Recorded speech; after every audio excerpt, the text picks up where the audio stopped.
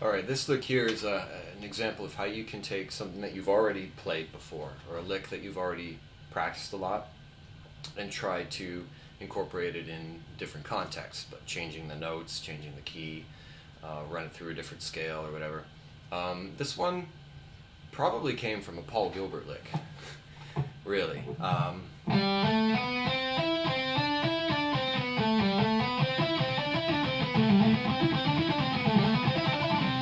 That sort of idea. I used it in a song that my band played years ago. We did a cover of Clones from Alice Cooper, and the actual song itself doesn't have a guitar solo, and I didn't really want ours to have one per se either, some long drawn out thing. So there's one part in the song where the rhythm guitar is just going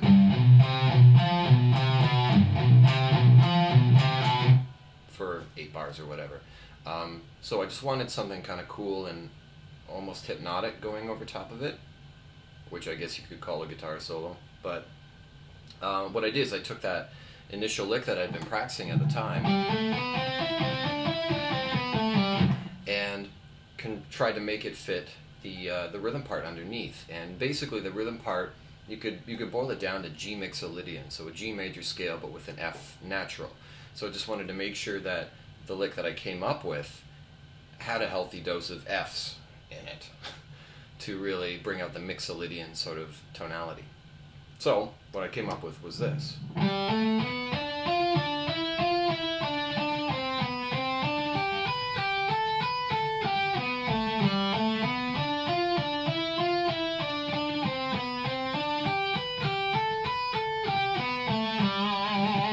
So basically it's the same initial pattern the whole time, but with string skips and position shifts and the inclusion of F, it turned into something a bit different. Played it about 4 or 8 times over this stretch of that one little section, and it worked pretty cool. So here's the pattern if you broke it down. So the first 6 notes, G, A, and B on the D string, D, F, and back to D on the G. So there's a bit of a position shift there. Then the next 6 notes, which completes the first half, will go E, F, E, D on the G string. And then I shift, it might seem a bit strange, but I shift then to the D string 12th fret, which would be a unison note to the last note I played. But I only did it out of convenience because the next part is going to start in that 9th fret area. So the first 12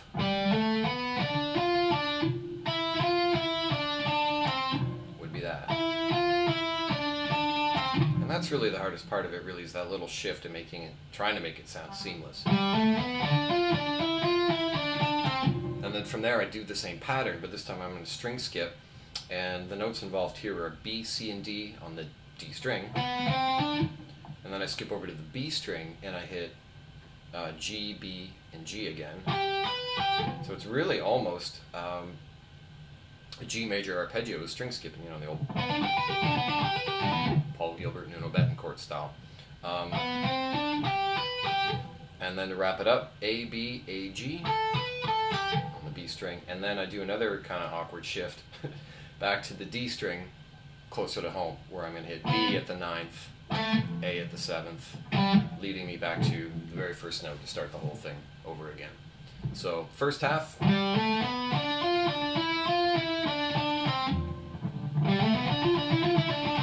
second half,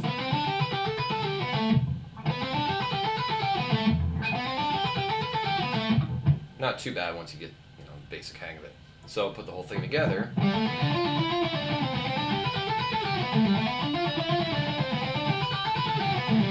You get that basic idea.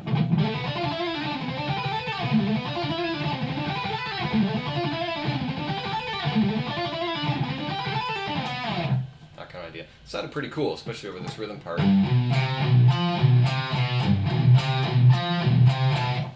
Which is just basic 8th notes chugging away. Then you get the groups of 6 going over top of it. It makes a cool sort of hypnotic pattern, which isn't a guitar solo. Hopefully. Anyway, there you go. Kind of a cool lick. Check it out.